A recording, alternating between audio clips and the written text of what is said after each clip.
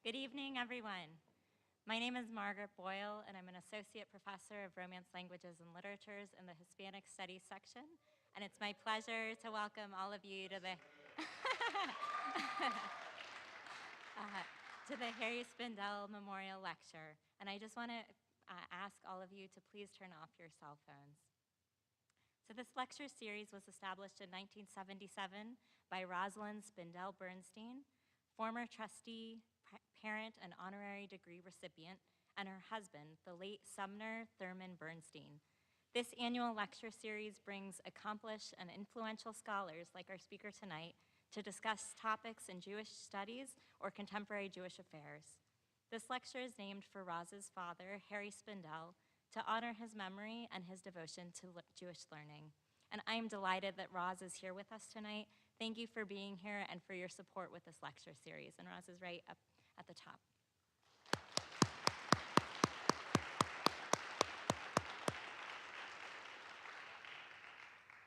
Our speaker tonight is Ilan Stavans, the Lewis-Sebring Professor of Humanities and Latin American and Latino Culture at Amherst College. Professor Stavans is a leading voice on Jewish culture in the Hispanic world. He is also a renowned scholar of Spanish language and literature, as well as an influential essayist, fiction writer, translator, and cultural critic.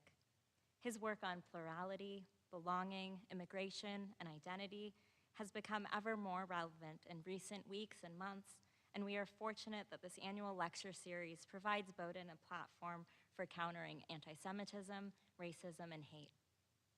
A New York Times best-selling author, Professor Stavans has written dozens of scholarly books, memoirs, stories, and other works, including On Borrowed Words, A Memoir of Language, Spanglish, The Making of a New American Language, Dictionary Days, A Defining Passion, Resurrecting Hebrew, A Critic's Journey, and Return to Centro Histórico, A Mexican Jew Looks for His Roots.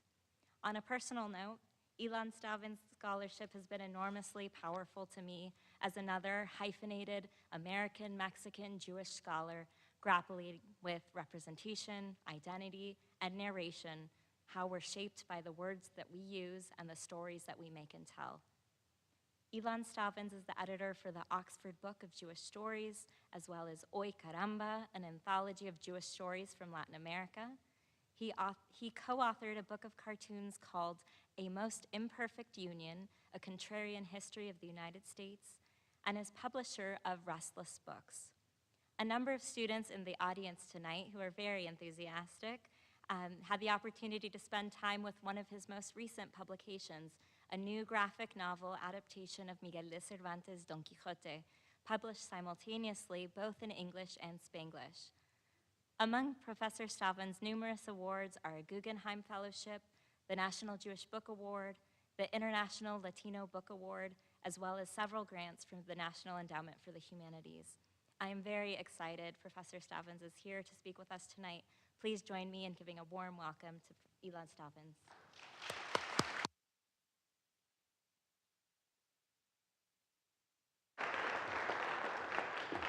Thank you very much. It's an honor and a pleasure to be here at Bowdoin.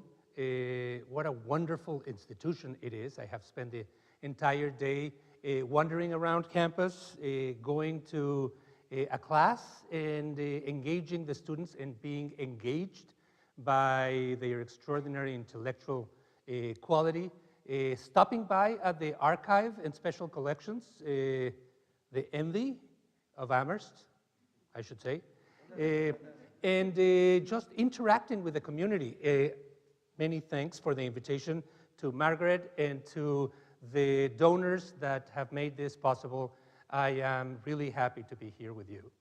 I am also excited to be in this incredible auditorium that I understand was a swimming pool before it was turned into what it is right now.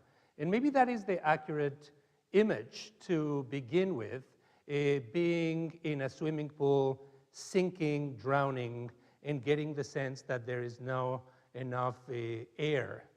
I am frightened, I am anxious by what is happening in this country.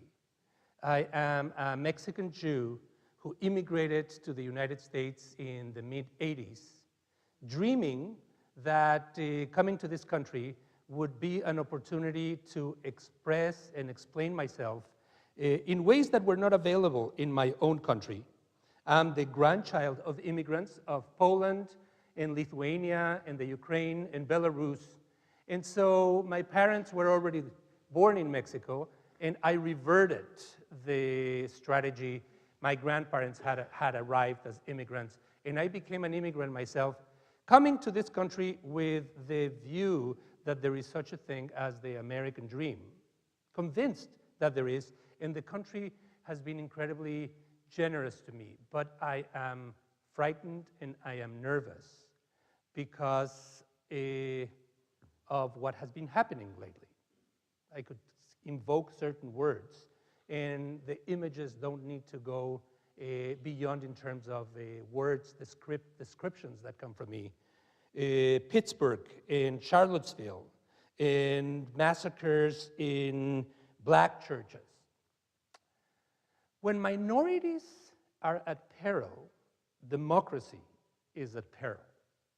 When minorities are in a state of siege, when they are bedeviled, when they are antagonized, when the powers up keep on describing those that have come from the outside as a menace, as a caravan, and others that are ready to undermine this country, the very texture of the country is in question as well.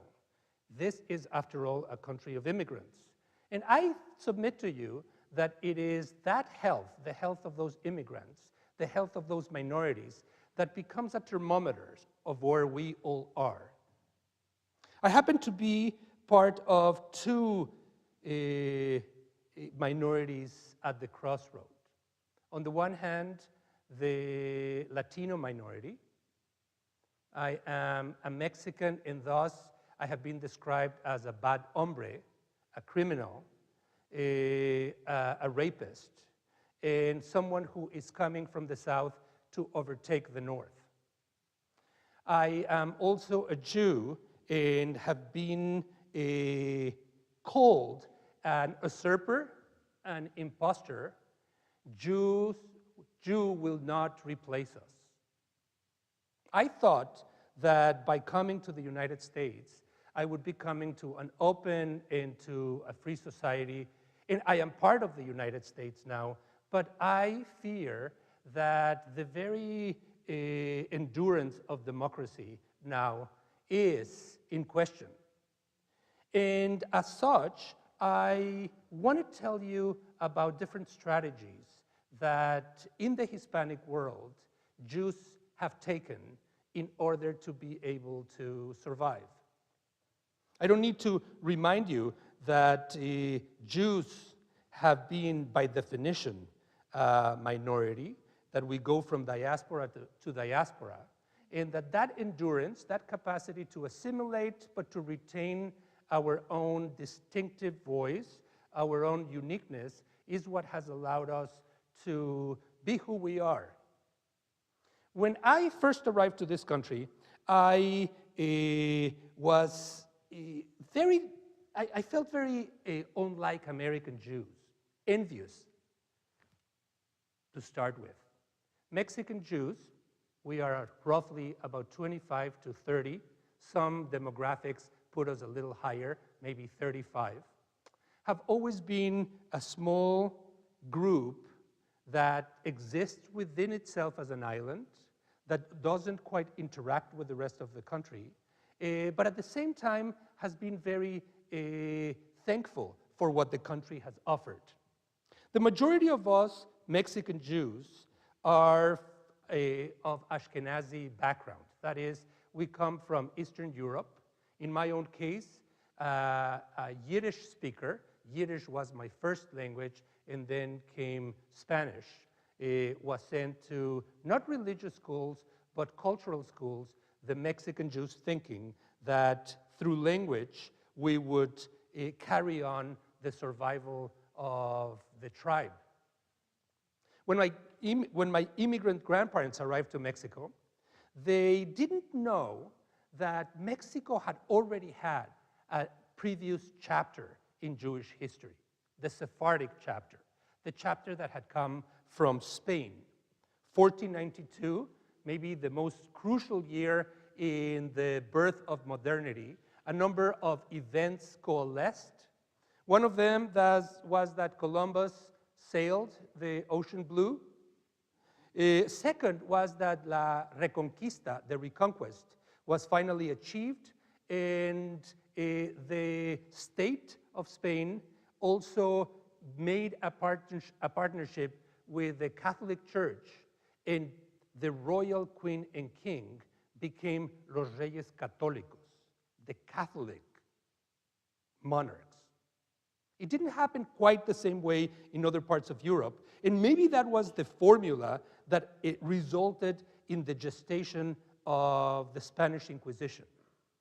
Other European countries also had inquisitions, France and Portugal and England and Germany, but none were as vicious, as persistent, as destructive as the Spanish Inquisition, the Holy Office, el Santo Oficio de la Inquisición.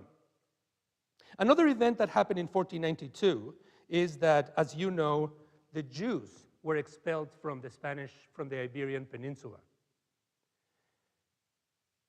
A country that had had the three major Abrahamic Western religions, Islam, Judaism, and Christianity, at one point chose one of them and decided that the other two were unworthy. The very experiment of coexistence came to a halt, and first the Jews were thrown out, and second came the Muslims a few years later. Everybody coalescing around one religion, or let's put it this way, one single ideology. At the very same time that Spain becomes one internally, it stumbles upon, across the Atlantic, something altogether different and unexpected, the Americas, a utopian land that was imagined in different parts of Europe. You have Thomas More, Utopia, as proof. And Spain discovers, encounters, comes across an entirely new population that will be different than others, the indigenous population. So it expels from within those that it doesn't like, and then has to cope with the fact that there is a vast population in the Americas that it has to deal with and has to civilize, Christianize, has to make like itself. It is really an astonishing feast, astonishing in the sense of achievement, but astonishing also in the sense of destruction, that within very few years, from 1492 onward, the entire Latin America, what we call today that region of the world, Latin America, would soon be Catholic, would be loyal to the Catholic king and queen, and would speak Spanish. How is it that with only 200 soldiers, Hernán Cortés, arriving to what eventually would become Mexico City and was then called Tenochtitlan, how come, or to what extent, would Pizarro and other discoverers and conquistadors be able to spread the gospel of what Catholicism, Christianity, and what the Spanish language, another major tool in the conquest and colonization, be able to turn these colonies into loyal subalterns of what Spain would be? There's another event that happens in 1492 that is also decisive. A grammarian of the Spanish language, Antonio de Nebrija, who had descended from Jews, published the very first grammar of the Spanish language.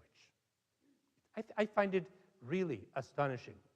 In the preface of that book, Nebrija writes to the queen, telling her that el español será la compañera del imperio. Spanish would be the companion of empire. And so Spanish, and with Spanish, the content that it would spread would become the instrument by which the Spanish vision of the world would spread out across the Atlantic.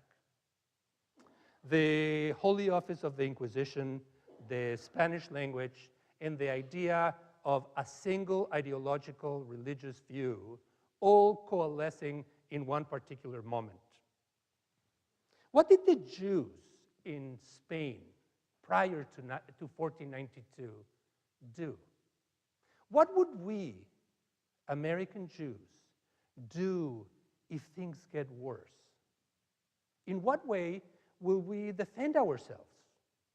In what way will we stand up learning the lessons of the past, but knowing that every present is different and that our challenges will be unique? I'll tell you one strategy that many people don't talk about today, but that Russian Jews had to deal with. Jabotinsky, Vladimir Jabotinsky is a perfect example of that, is self-defense. American Jews on different occasions have figured out that maybe we shouldn't leave it to the government, to the police, and to the army to defend us. Maybe we need to defend ourselves. And I say this with a degree of knowledge that comes from personal experience. In my late teens, one of the Mexican presidents, in 1982, nationalized the bank industry. And suddenly, José López Portillo, suddenly Mexican Jews became the scapegoat. José López Portillo threatened to publish a list of sacadólares, those that were getting dollars out of the country, and it was said that many of them were Jews. And those names, 100 names of the sacadólares, again, those that would take the dollars out of the country, destabilizing the financial institutions, according to this governmental approach, were Jewish. And so I became a member of a group called Bitachon, which in Hebrew means security. I was 17 or 18, and it was a paramilitary group. We would be picked up at 11 o'clock at night, and we would be taken to a gym in the Jewish Sports Center, maybe 30 or 40 or 50 of us, male and female. And we would be trained by security figures that I gathered were probably coming from Israel in ways that we could defend ourselves at some point. We did some weapon learning. We figured out, we were taught how to go out in the middle of the night and clean graffiti from the streets. Graffiti at that point was spreading fast in the Mexican streets. And we even did some, I'm ashamed to say, some dirty jobs that had to do with some columnists that were writing for newspapers that were writing anti-Semitic commentary.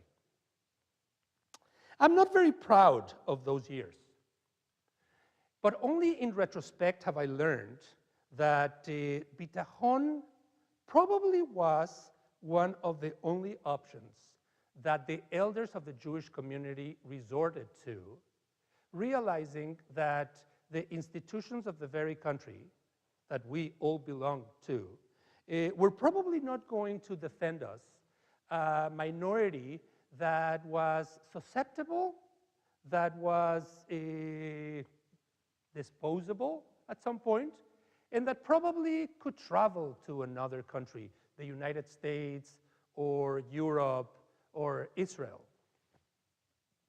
I read 2 days ago in the New York Times that the atmosphere of xenophobia and anti-Semitism in the United States is generating such an anxiety among Latinos. There are 60 million Latinos in the United States. By the year 2025, we are going to be a fourth of the entire population. 1 out of every 4 is going to be of Latino background. Many of these Latinos and many of these Jews of Sephardic descent, according to the New York Times article, you might have seen it as well, are actually taking advantage of the 2015 law of return that Spain has established, whereby those that have been expelled, that were expelled from Spain in 1492 and can identify their ancestry can go back, reclaiming their nationality, asking to be reintegrated to Spain. It's a pretty complex idea. The law of return is mostly associated with us Jews to Israel. The idea, if you are a Jew anywhere in the world, you can claim Israeli passport quickly, immediately, without having much of a challenge. But now Spain has said that it is ready to repatriate those that were expelled 500 plus years ago. What Spain is not saying is that it will also repatriate those Muslims that were expelled in 1496 or 97. The Jews have become an attractive minority to bring back to Spain, just as the country has been recovering from a very severe financial crisis. And it is saying to those that are descendants, you are back, you are welcome, you don't have to be here. We want that diaspora to return. In some way, according to some senators, it is also saying, we made a mistake. Spain ended up paying a higher price for the expulsion of the Jews in 1492 than anybody imagined. Again, when minorities are at peril, when minorities cannot defend themselves, the entire nation is at peril, and the entire nation is eaten at the core. We don't really know how many Jews left Spain in 1492. I wonder about this. I just mentioned that there are 60 million Latinos in the United States. 60 million is an astonishing number. There are more Latinos in the United States than Canadians in Canada, than Spaniards in Spain, than all of Central America together. In fact, Latinos in the United States constitute the second largest concentration of Hispanics in the world, if you're talking about people of Hispanic background. How many Jews left Spain? I have seen numbers that go from 50,000 to 200,000. Not many, certainly not compared to the population of Latinos today, maybe compared in terms of percentages to the number of Jews that live in the United States, 12, 13 million, a very small percentage. What happened with those 200,000 or 50,000? Where did they go? And what did they experience when they were told through an edict, it's called El Edicto de Alhambra, the Edict of Alhambra, that they could no longer stay in the country? So I ask myself, and I ask you to think about, immigrants are no longer accepted. Might we reach a point soon where we are also told that it's not the newcomers that are not accepted, but certain individuals in this country that are no longer accepted. We have had those chapters of putting Japanese in isolation when we thought they were threatening. And we have had other moments in which we have turned into satanic figures, those that we believe are partnering with the other side. I find that the convivencia, the coexistence of Jews and Muslims and Catholics, Christians in Spain is not that different prior 1492 to the experience of multiculturalism or pluralism, diversity in the United States today.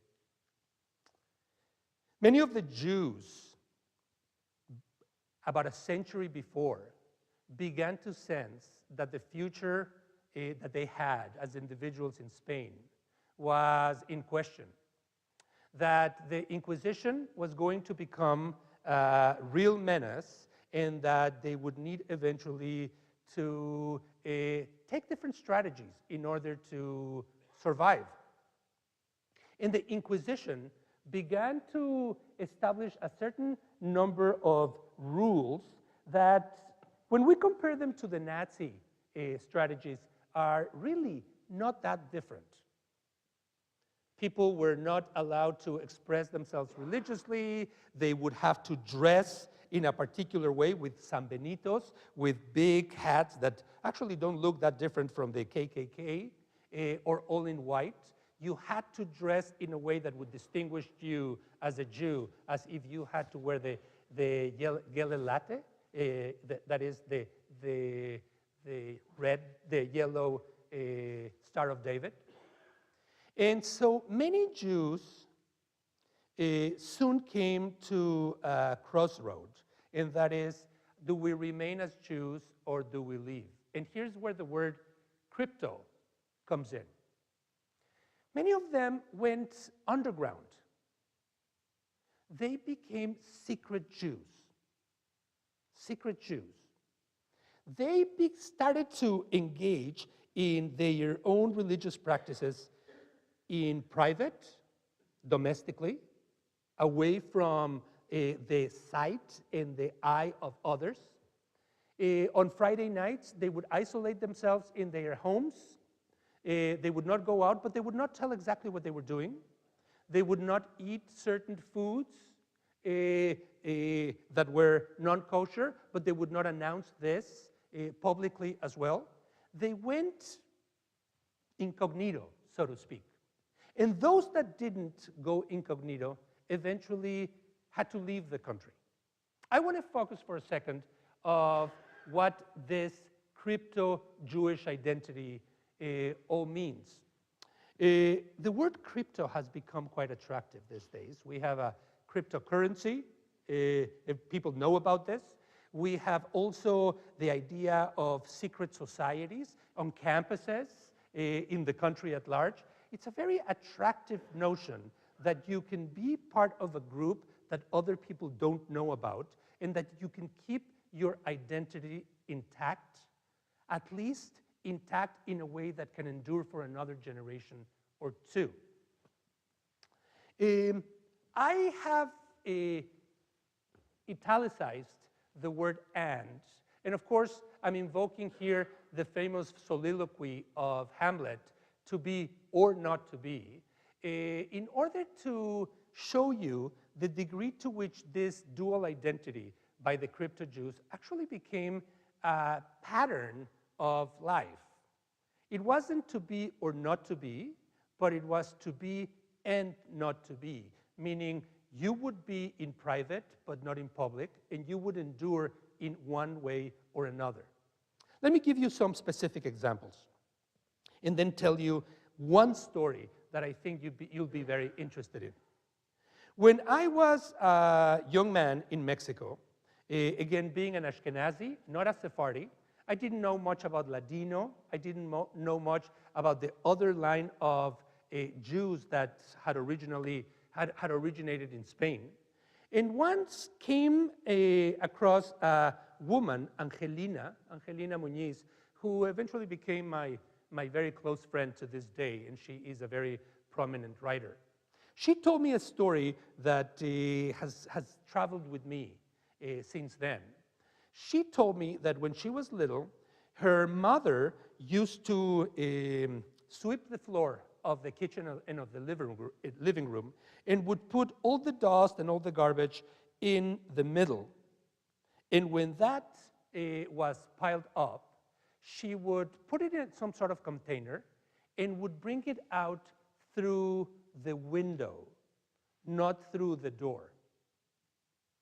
She saw this, and because she was a little girl, she thought that this was pretty common, that everybody else, every friend of hers, every other family in the neighborhood would probably clean the house exactly in the same way, putting the pile of dust or garbage in the middle, and then when ready, taking it out through the door. Only when she became a teenager and started going to other houses did she realize that her friends' mothers didn't do this, and that this was something quite unique. And so she asked her mother why she was cleaning the house that way. And the mother said, I don't know, but my mother did it this way, and my grandmother did it this way, and so you should do it this way as well. And so it went on like this until Angelina, incredibly curious and intellectually engaged as she is, started reading about the crypto-Jews and realized it is a pattern among them to clean the house that way. Many of them clean houses in ways where the garbage doesn't go through the threshold of the door because there's a mezuzah, and the mezuzah is sacred, and you are putting the profane close to the sacred, so you actually would look for ways to put it through another strategy. And then she kept on asking, and she realized that in her family too, on certain holidays, holidays that she didn't quite understand, they would eat fish instead of lamb, and they would practice certain prayers that she didn't quite understand. And again, it was only when she was 20 or 30 that she started reading about all this, and she realized that there is an entire community of people, and here is an idea that I simply adore. There's an entire community of people that become to a club without necessarily knowing that they are members. It is a club that is made of descendants that practice similar rituals but don't know that there is a larger community connected with that. 50,000 to 200,000, many of those that chose to leave Spain went to Italy and to the Netherlands and to Northern Africa, to what eventually would become the Ottoman Empire, the Balkans, Greece and Yugoslavia, etc. And some of them went to Latin America. And in Latin America, they figured out ways in which to survive. What I'm talking about here is how do you survive as a minority in a time when the big society is telling you not to. I want to tell you the story of this document. I can't tell you how excited I get when I see this image. About maybe 3 years ago, I got a phone call from a big donor that is a Princeton alum who I didn't know and who told me that he would like to have a conversation with me about a recent discovery of a manuscript that somebody was offering him. I, at first, didn't know if to call him back, but through a third individual, ended up communicating with him. And soon, I was shown some images, not too different from this one, although this is the New York Times image of a manuscript, handwritten, that is the autobiography of Luiz de Carvajal, the Younger. 1567, 1596. a young man originally from Spain who already after the expulsion had forgotten that he was part of a Jewish descendancy. They had become the new Christians. The new Christians were those that had converted to Christianity and who had given up voluntarily. I mean, the word here is itself dangerous. Voluntarily, because the society was not allowing them to be Jews as such, they had become Christians. They had become new Christians. And here there's a crucial distinction between old and new, something that has defined Hispanic culture to this day. Cristiano viejo, old Christian, Cristiano nuevo, new Christian. It's not too different from the laws of the Third Reich. And essentially what this meant is that if you were a recent convert, you were not considered to be as authentic or as directly linked to Hispanic culture, and you were a recent arrival, and thus you needed to be put in question. Families of new Christians communicated with one another and often helped each other. Even though they had converted to Christianity, they created a kind of a gathering.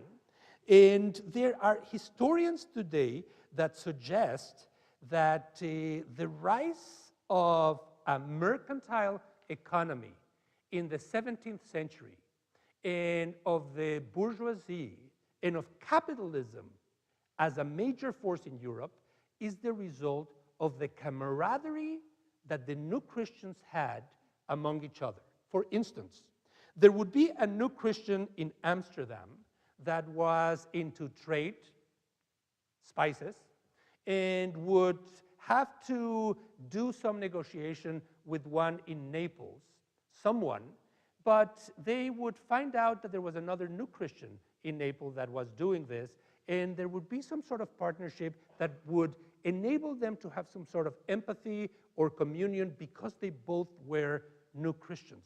I submit to you that this concept is almost like being inside a secret club, becoming another secret club. You are a group of those that were forced to conversion, and within it, you created your own isolated, separate community.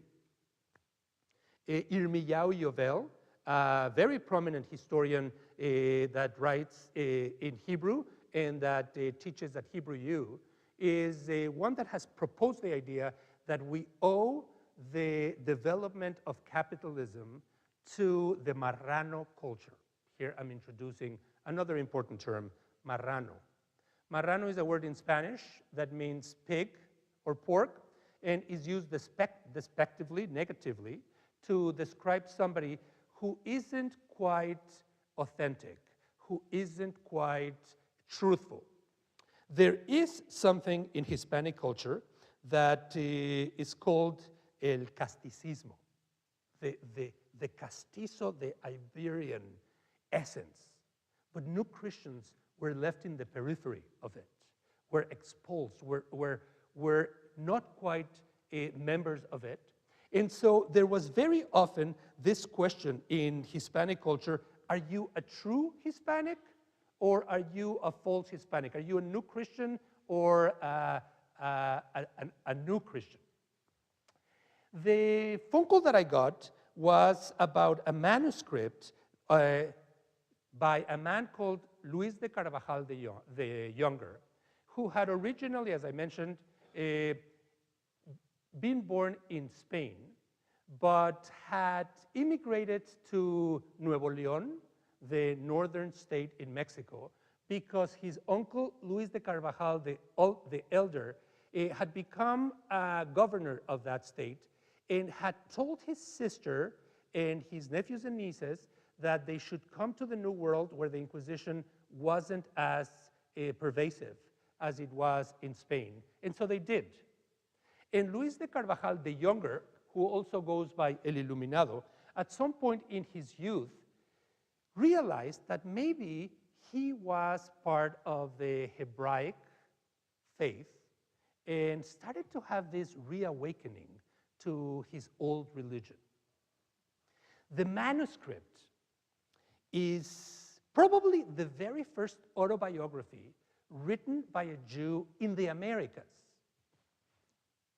from Alaska to the Patagonia, of a man. It's written in the third person, meaning él, Luiz de Carvajal, instead of yo, Luiz de Carvajal. He, Luiz de Carvajal, instead of I, Luiz de Carvajal, tells the story of how he realized that in New Spain, as Mexico was called at that time, there were others like him that were secretly Jewish, that were keeping Yom Kippur, Rosh Hashanah, that were keeping the Sabbath, that they had dietary laws, but they were not telling one another. Maybe Luiz de Carvajal was bipolar, maybe he had some extreme mental illness, or maybe he was just a visionary. But what he writes in this book is that in spite of what his uncle, whose political situation was becoming rather compromised by the nephew, he started to proselytize as a new Jew, telling others that this was the way to behave, meaning to return to the old faith, that in the new world they were going to be Jews again. He writes this extraordinary manuscript, and then the Inquisition finds out about him. The Inquisition in Latin America was not as active as it was in Spain, but there were a number of autos de fe that were rather important. And probably the most important of all was the one by Luiz de Carvajal the Younger. Eventually, I'm telling you kind of the end of the story, he was caught by the Inquisition, he was imprisoned, and burned at the stake. What you see here is a portion of a mural by the great Diego Rivera, Dream of a Sunday Afternoon at Alameda Central, 1946 and 47. And you will see on my right side and on your left, the San Benitos and the members of the Jewish groups that were forced to dress in particular ways. It's very interesting because Diego Rivera thought that he was a descendant of crypto-Jews, that his ancestors were Jews from Spain who had needed to hide their identity. You see it right there being hid by a priest. And it's very interesting too, because his wife, Frida Kahlo, also used to say that she was Jewish, claiming that her father was a Jewish-German photographer. But there is really no evidence, both in the case of Rivera and in the case of Frida Kahlo, that either of them were Jewish. It was more maybe a performance or a statement of belonging rather than something real. And what happened with this, I put this image here because when I was growing up, and I think there's a student over there who is writing on Sor Juana, and Sor Juana, a great Mexican nun, also appears in this mural. For many of us Ashkenazi Jews, when growing up in Mexico, we didn't know much about the Sephardic past, the Sephardic ancestry, and it was only through the murals of Diego Rivera and on some scattered images that we would find that we started to understand, certainly in my case, of what the Jewish life in Mexico was prior to the arrival of Yiddish-speaking Eastern European Jews between 1880 and 1930.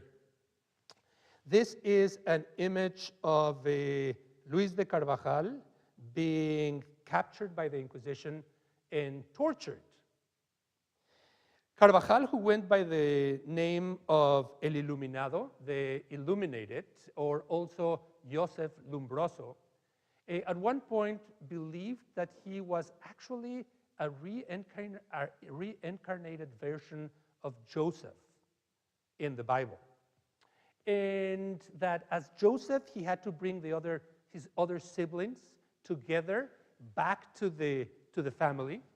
And when the Inquisition found that out, they put him in jail and started to torture him in order for him to become a whistleblower of other crypto-Jews that lived in what is today Mexico City, a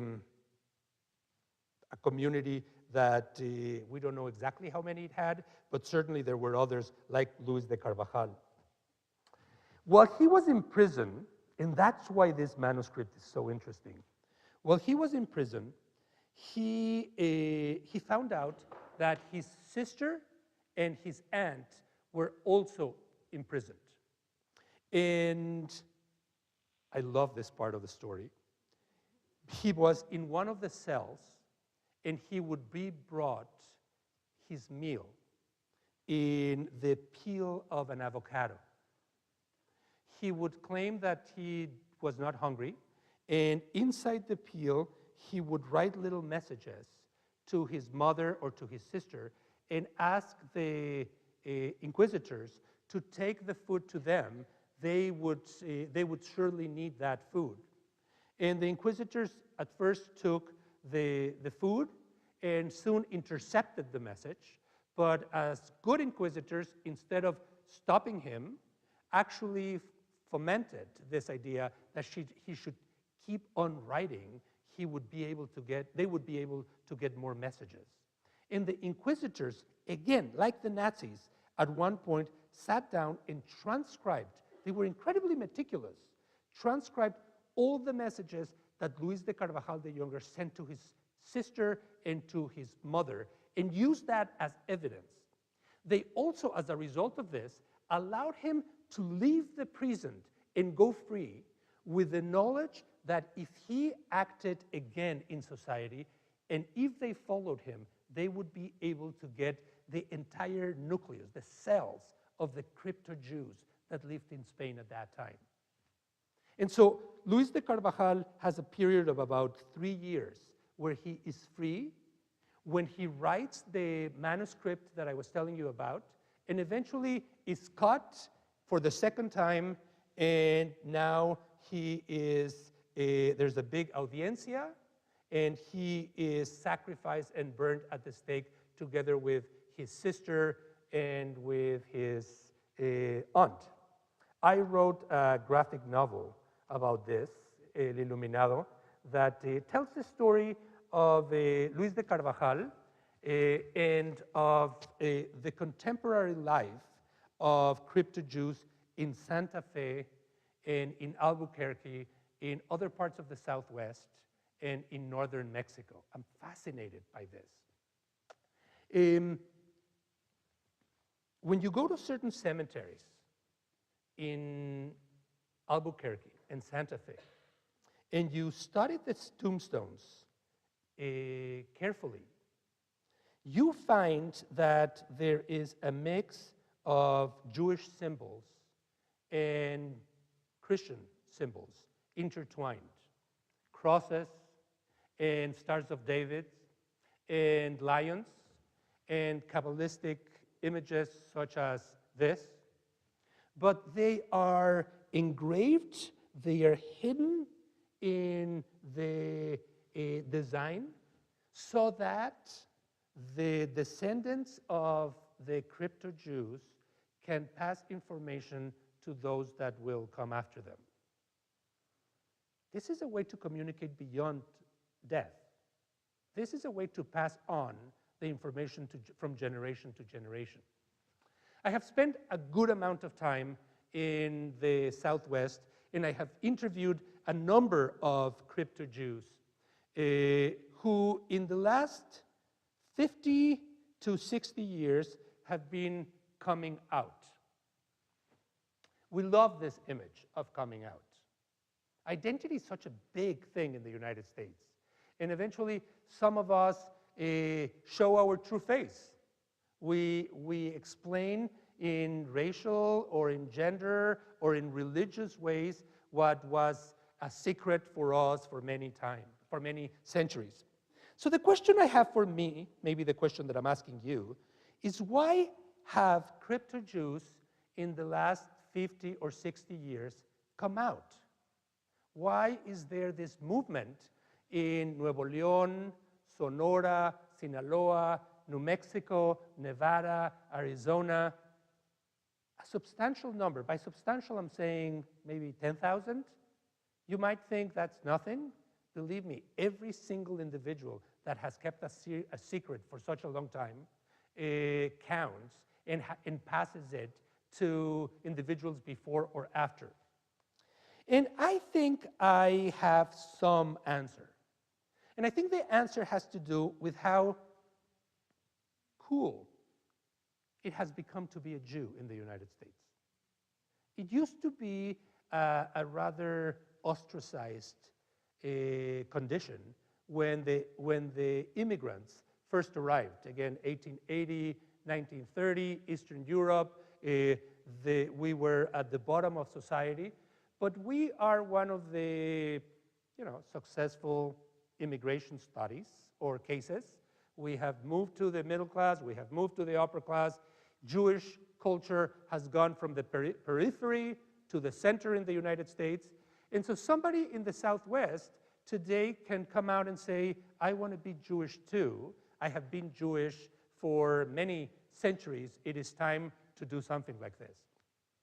And the many individuals that I have interviewed have explained to me how challenging this is for their families. There are families where there is a portion that believes that this is all in the mind of one or two individuals in the family, that this is actually not true, and they reject it. And there is a side of the family that says, our grandparents told us this, and this is the truth, and we have now to push forward. And I have seen the tension of those families back and forth, and sometimes to the degree that they don't talk to one another, that they are really polarized. When this donor from Princeton called me, he said that the manuscript of Luiz de Carvajal might suddenly be in circulation again. And that he wanted me to see if it was the true one, the real one, and that if so, if he should put any money to it. Let me tell you what happened to this manuscript after Luiz de Carvajal was killed at the stake. Mexicans did not quite know what it was. It was put in the Archivo General de la Nación, in the General Archive of Mexico, misplaced, until an American scholar of Brazilian descent came sometime in the 1920s or 30s and stole it. And for literally from the 1920s or 30s to about 3 or 4 years ago, 60 or 70 years, nobody knew where it was. We knew it had disappeared. And I thought, wow, is this a kind of Umberto Eco-like story? Is this going to be the real manuscript? So the man very generously asked me to go and visit him, and then flew me to where the manuscript was. And I thought that this was the real thing. Then we brought a number of scholars and authenticators, and it was the real thing. The manuscript had emerged back again. The New York Times found out about this, and it was in the front page, maybe about a year and a half ago. There was an exhibit of it in the New York Historical Society. And you know, I'm reaching the end of my chat here. Manuscripts don't reemerge out of the blue. Manuscripts reemerge when we are waiting for them, when we have a need for them, when they make a statement about it. And I think just as the crypto-Jews have been reemerging in the Southwest and in northern Mexico, I think the manuscript has reemerged because it's telling us a message that there is an alternative way of being Jewish that has survived for quite a long time, and it doesn't necessarily have to be in the mainstream.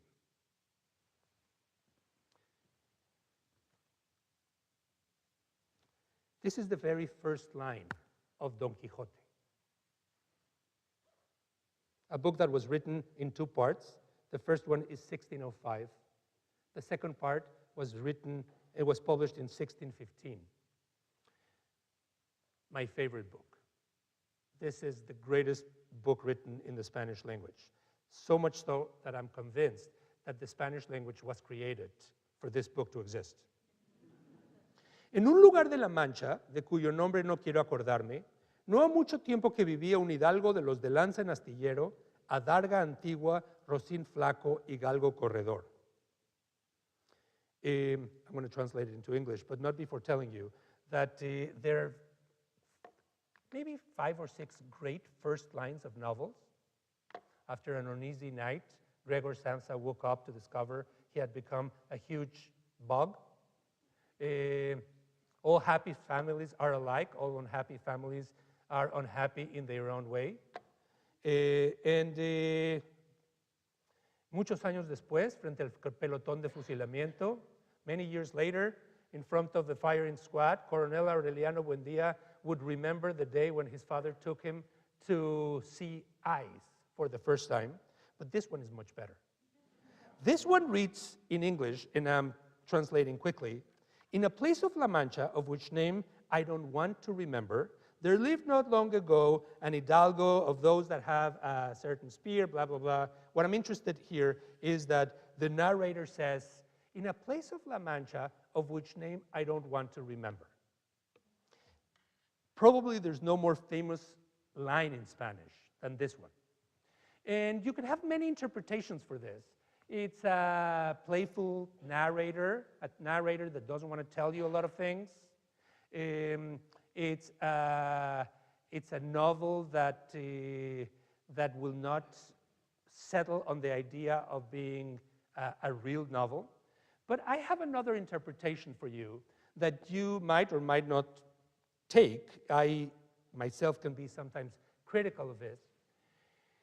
1605 is the time when, roughly 100 and plus years after the expulsion, Spaniards in Spain are still very much questioning origins.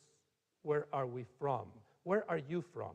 Are you a new Christian? Are you an old Christian? And Cervantes has at times been described as a descendant of Jews, maybe a new Christian, himself not being ready to describe the entire ancestry of the family. It is not surprising to me that he would not want to say where this village is. That is something that you also often hear among crypto-Jews. I can tell you a little bit about my origins, but I don't want to be too clear. I don't want to pinpoint too much. That might be dangerous. And so the hidalgo that everybody claims to be the most immortal of Hispanic characters is a character that himself has a shaky identity and might, in some ways, be a mirror of this conflicting imagery of Jews and non-Jews in Spain at the beginning of the 17th century. I want to conclude by coming back to the United States. When I had my first child, I have two. When he was born, Josh, in 1991, I, probably like every other father, thought, am I going to be able to be a good father? And having grown up in Mexico, I thought, am I going to be able to pass on to him what being Mexican means and what being Jewish means and what being Mexican Jewish means? And as he and eventually his brother were growing up, every so often I would have a secret and unpleasant thought.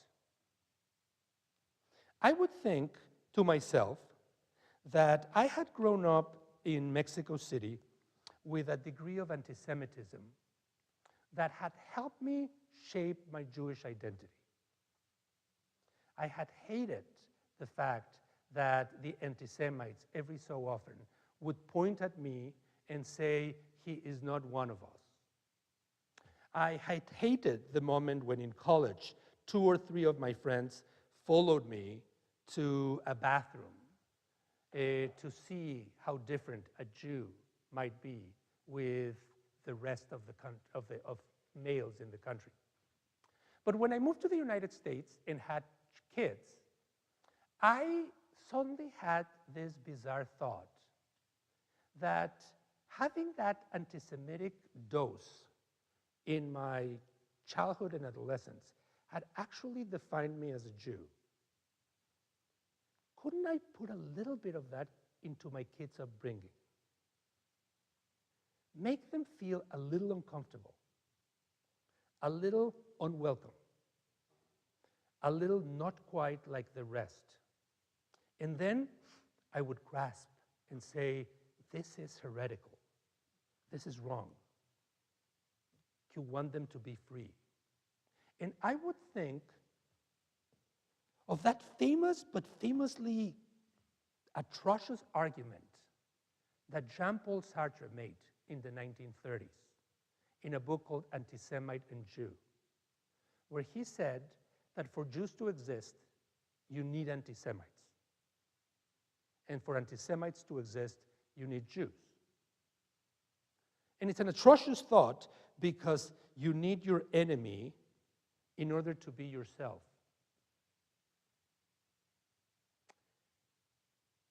Those thoughts have come back after Pittsburgh. The image of Carvajal has come back after Pittsburgh. It's in my mind constantly. When I first proposed this lecture to Margaret, I was thinking of talking about crypto-Jews in a totally different way. Now, I feel that America is no longer immune to some of the aspects I grew up with. And my 2 boys are reacting to Pittsburgh and other moments with a sense of trepidation that I both welcome and feel incredibly anxious about.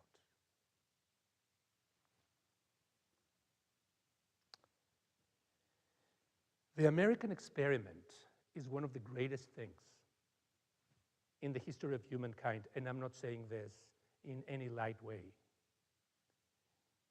Coexistence of different groups and the endurance of minorities, we have been able to do it in this country for quite a long time. Will we be able to continue it? Are we going to be able to protect those that are most vulnerable in our society? Are we going to be able to appreciate those that have continued being themselves, sometimes in the shadow, because that has been the only way? And might that at some point become also an option for some of us? Secrecy and openness, embrace and rejection, assimilation and isolation.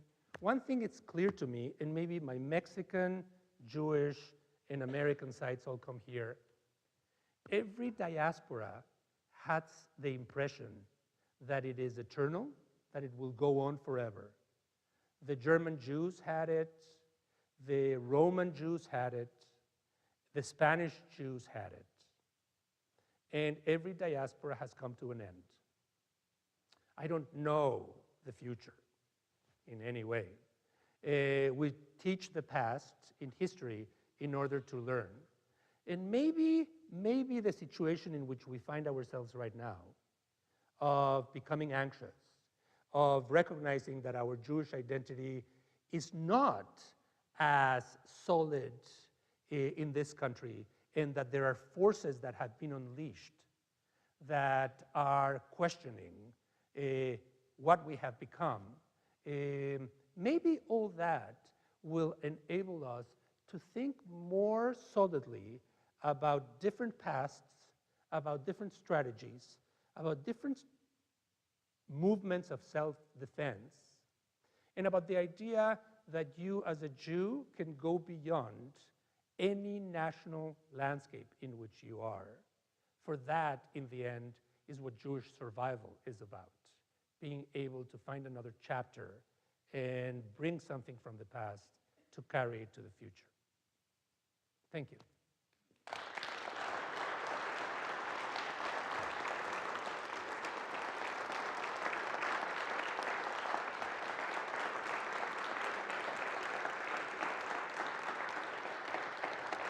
Thank you.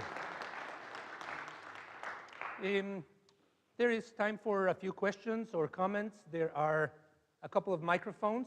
So if anybody wants to complain or react or share something, please.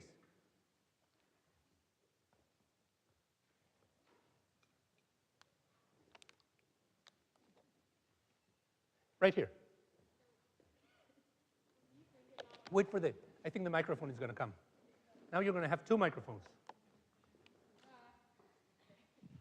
So I'm reading Don Quixote in my 3000 level seminar, and I've noticed a lot of like anti-Muslim sentiment throughout the book. How do you think that relates to like Judaism and like the potential that Cervantes was Jewish? Yeah, it is true. In the book there are, the question is, or the comment is that in the book Don Quixote, there are a number of characters that are of Muslim or Arab background who can be portrayed in very negative ways. And how does that connect with the Jewish aspect? Yeah, it's a very important point. The Jewish aspect of Cervantes certainly could not have come in a way that made him kind to other groups. But you have to also remember that at the very heart of Don Quixote, and we were talking about it in the class, there's also the concept that this is an Arab book, that it was written by an Arab historian, Cide Hamete Benengeli, and that Arab historians, though deceitful, can also be the ones that are telling the truth more authentically.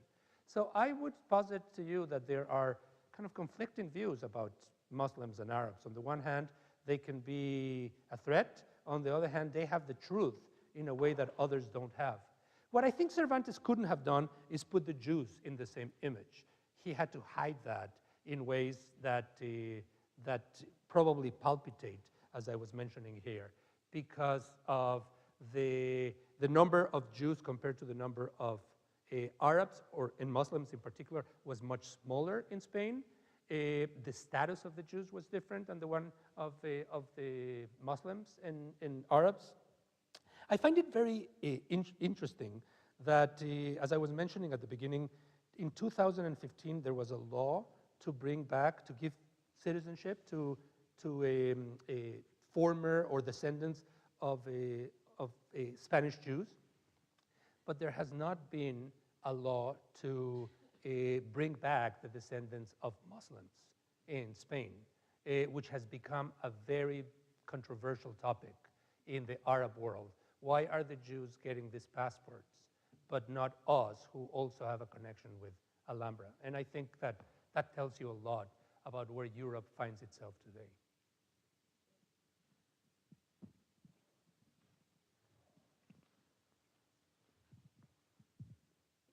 Yeah. Oh, in the back. Thank you for this wonderful and inspiring lecture. It's really wonderful. I have maybe a boring question, and I apologize for that. It's a question of terminology, and you mentioned the crypto as your terminology. And as I was listening to your lecture, a lot of the examples that you gave evoked another terminology that we often use in Latin American studies in talking about religion, which is syncretism. Mm-hmm.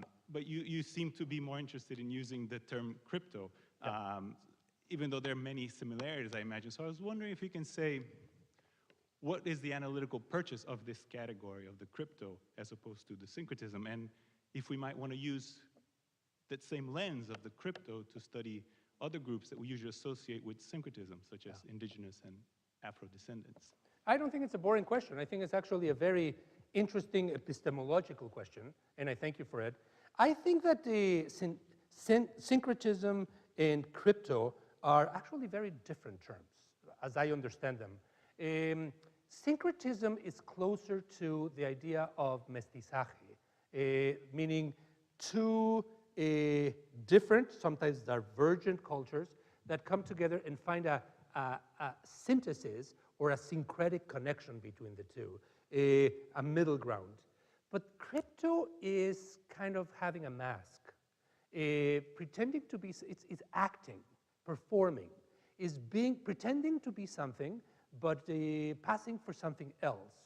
I think in the bonfire or in the carnival of identities, it is really a kind of impostorship that is not quite the same thing. A crypto, in the case of crypto Jews, never quite integrates to the melting pot or to the mainstream, whereas syncretism, you have it, for instance, in Cuba or in Puerto Rico, the Dominican Republic, in the Caribbean, or in other parts of Latin America, it's kind of the fusion between them, a bit of one religion or one cultural background and a bit of the other one. And so in my mind, I see them as maybe even opposing strategies. I think that crypto is in this sense, almost a form of resistance. I will not submit, but I will pretend that I submit. It's really an incredibly psychological strategy that has to create internal mechanisms of endurance in the face of adversity. How do you keep your faith when the faith is not allowed? How do you pass it on through gravestones, through secret coding, through innuendo, from one generation to the next, for the next generation to understand it without it becoming open enough so that you are going to end up being revealed, opened up. And that is what is so attractive to me. In some ways, it's even like that short story by Borges where people belong to this alternative world, but they don't want to tell others, although they know that somebody else might be part of it. At Amherst, there are, the fraternities have been abolished for quite some time, but it's a known secret that there exists, and they have certain activities that they perform without supposedly the administration, the rest of us knowing, in that sense of persistence or continuity.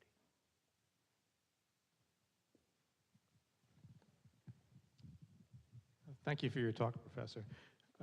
You mentioned that the crypto Jews started coming out, if you will, about 50 years ago or so.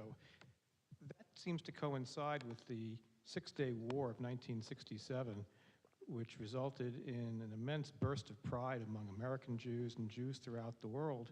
Right. Thus, us becoming cool. Right. Yeah. Two points in that regard. Alan, one is the fact that the 1967 war is a triumphant war in the history of Israel. The Yom Kippur War is already an edgy war, and the Lebanon War begins the history of Israel in the eyes of the West as an invader or no longer a triumphalist view. And that spreads in the diaspora in a number of different ways. Up until 1967, the idea of Israel being a new nation is still welcome and celebrated. By 1982, it is already something to defend.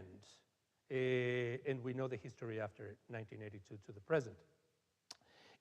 So what you have with the 1960s is this effervescence, this desire of others who have had this crypto, this secret belonging partnership, all of a sudden coming out. And then the state of Israel, we can go as deep as we want on this. The state of Israel, the crypto Jews in, say, Santa Fe and Albuquerque have not been welcomed by the mainstream Jewish communities of those cities. They are called in question. Are you really true? Can you prove there wasn't DNA at that point. Today there is. And even if there is DNA, are you really Jewish? The question that we as Jews ask all the time in Israel is a central question: who is a Jew and who isn't? And Ashkenazi mainstream Jews have not recognized crypto-Jews because they look different. They look mestizo, they have a darker skin, they are of lower income, and they have often either created their own synagogues or, and here's the answer to your question, the Israeli government has been very bright and has literally offered them citizenship as long as, and a few of them have taken it, move to the occupied territories.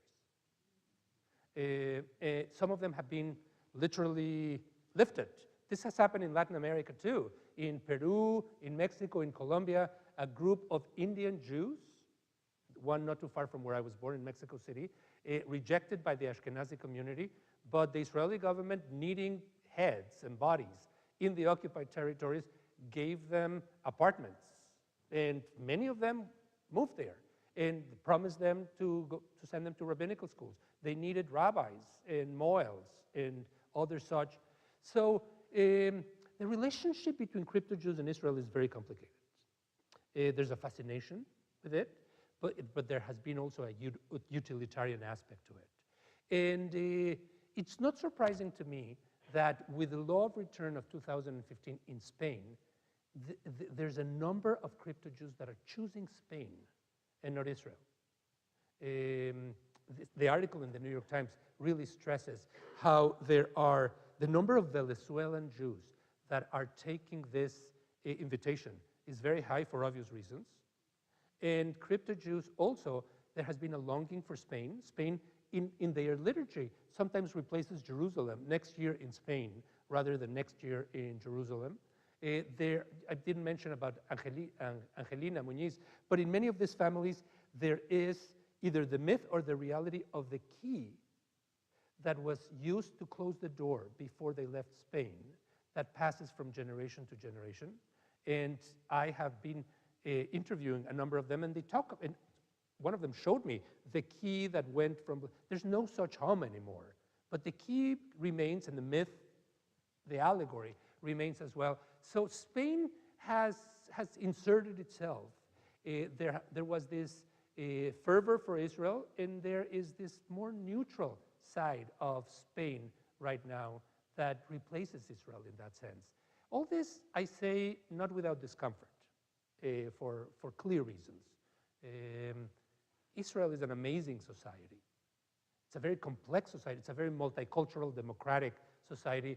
It's also very controversial, and it pushes many of us in all sorts of directions. Thank you very much. Actually, my question is related to Alan's. So have there been other times, other episodes, other places where this has occurred in the Americas, where crypto-Jews have, in a sense, now asserted themselves? And what can we learn from that? In what ways is that similar to the case that you're talking about? Yeah, thank you, Alan. Yes, there are a number of different moments in the history of Latin America where certain individuals wrote novels, for instance, or political documents that inserted certain messages to pass it on. There's a very famous Colombian novel called Maria, written by a man who was a descendant of Jews, and recently has been read as a coded text about an Indian that comes out that could be seen as a paradigm of his own hiding and opening up in front of others.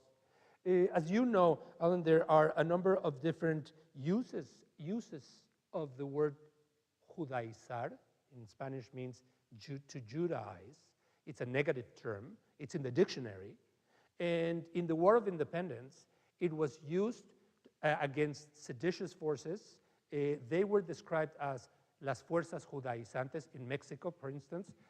Padre Miguel Hidalgo y Costilla, who had, he claimed, no Jewish ancestry, but the Spaniards would describe him as a force that was judaizando el resto del país, or el resto de la población.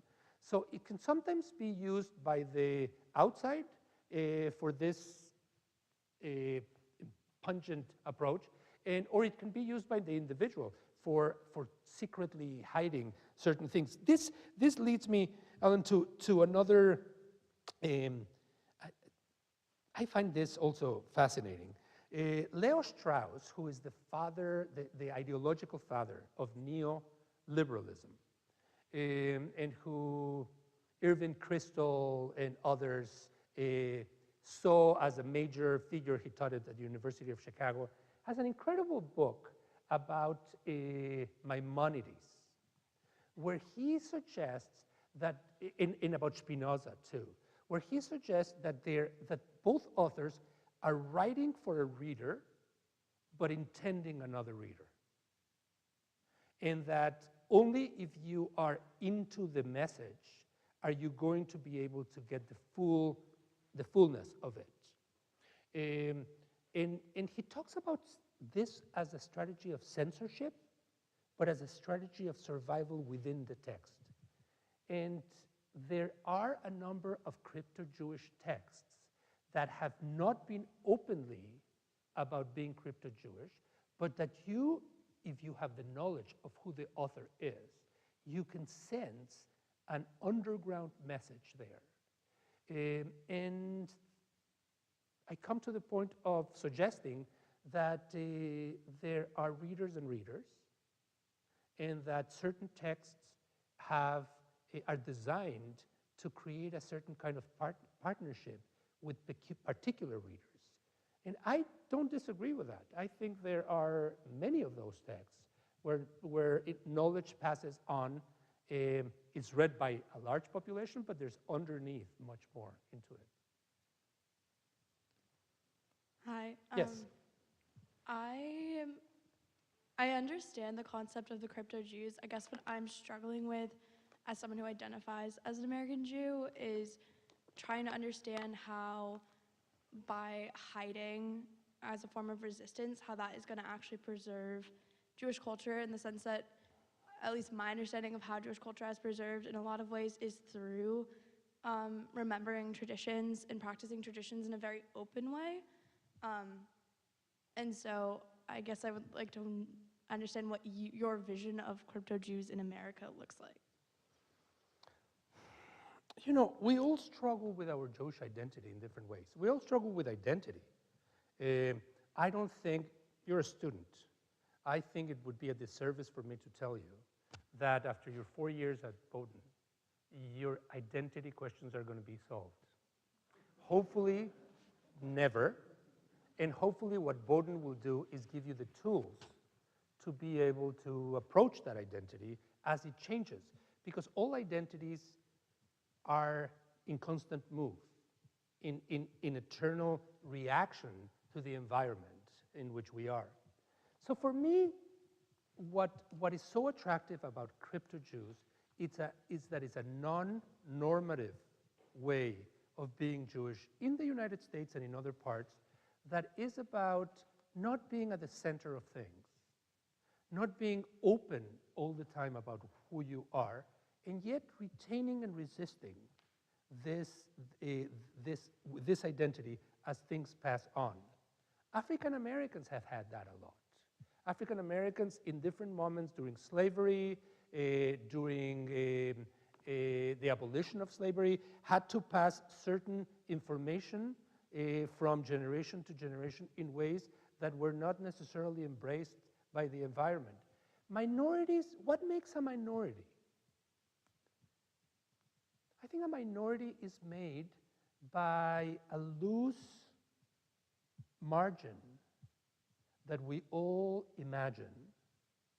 Either we're inside or we're outside of it, and that makes us both participate in the larger society, but retain something that is not quite. Maybe the thing I can tell you at 57 is that I don't want to fully assimilate. I love the idea of a melting pot or a salad, but I think that full assimilation is dangerous. I think that retaining something and certainly being an insider and an outsider enables you to have that dual perspective that will, in my case, push on that chain of generations that has descended on me.